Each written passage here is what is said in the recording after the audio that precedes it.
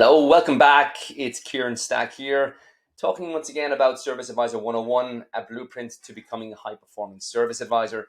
Today we are on element 4, and we're going to be discussing how high performing service advisors provide family like care.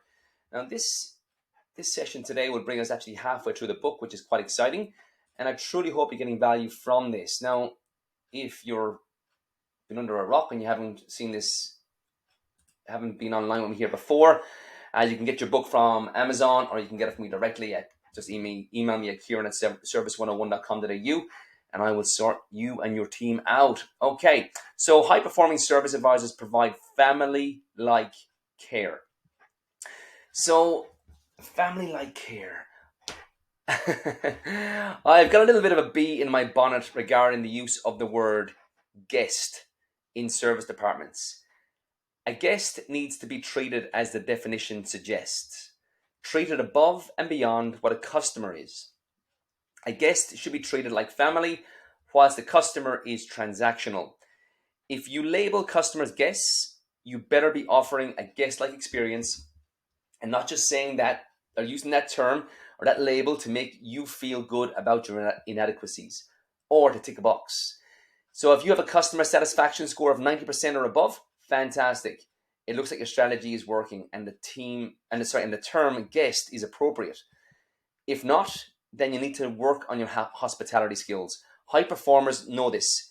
They connect with their customers on an emotional level. You've heard me say that before, and treat them like family. It is an attitude, and this attitude is a choice. Remember, getting their first name is the gateway to connecting with them. So that is the text from the book. And it does say at the start, I've got a bit of a bee in my bonnet around the use of the word guest. Now, your leadership may use the word guest, you may use the word customer, you may use the word client. I don't mind what you use. The thing about customer by definition is that a customer is someone who pays you money for a product or a service. The term guest refers to someone you invite into your home, an invited guest into your home, and you treat them like a family member. Now, I work with dealerships where they label their customers guests. And my gosh, they treat their customers like guests. They certainly do. They don't roll out the red carpet as such, literally, but they certainly give them an experience that is memorable, that is caring, that puts them first, that makes them feel special. Now, on the other hand, on the other side of the coin, I've got dealerships I work with where I've got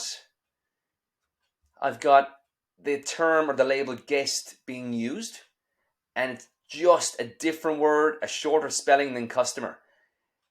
And they've either been told to use this by the manufacturer, or they've gone, hey, got a great idea. If we want to act more premium or be more premium, we could just change the name from customer to guest, and that's going to make us feel great.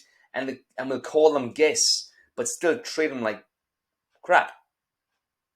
And you've all seen that. You've all experienced that. You've all seen that around the traps.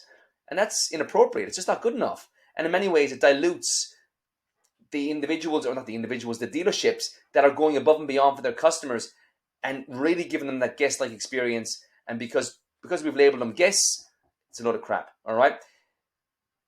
If your customer satisfaction rate is 90 or above, or high 80s and above, you are meeting your guests' expectations and you're doing the right thing. You're creating like family-like care experiences.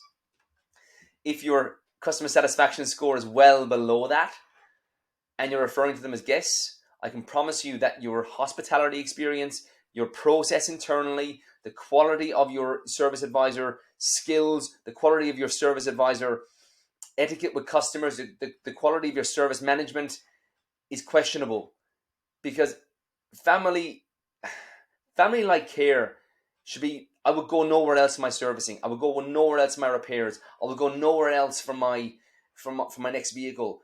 Family-like care suggests that I will come back again and again and again, and I wouldn't even question going anywhere else, because these people treat me like family. They don't just transact, they connect. They don't just take my money. They give me an enjoyable and memorable experience. That's the difference between guest-like and a customer-like or transaction-like.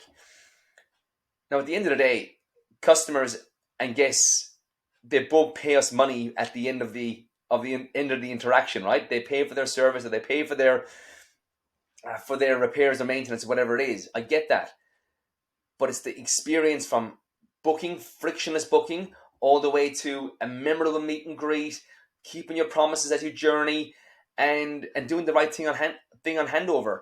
Like doing all these small things, walking them to their cars, checking in with them throughout the day, checking in with them between services, not just letting it be a once a year or twice a year event. It's got to be connecting and emotional, relational, not transactional, and just take my money and off we go. It's got to be more than that. So, as always, we're going to do a quick reflection on this one. Scroll on to page 16, I believe. Yeah, page 16.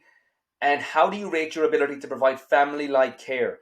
Your Net Promoter Score, your CSI, or whatever way that your manufacturer measures your customer satisfaction score should relate to this. So if you are amazing at what you do, you give this amazing guest-like experience, your customers should, so you should rate yourself highly because you are giving that guest-like experience. You expect your customers, you treat them well, you keep your promises, you interact with them on a I know you intimately perspective, as opposed to next, yeah, what are you after?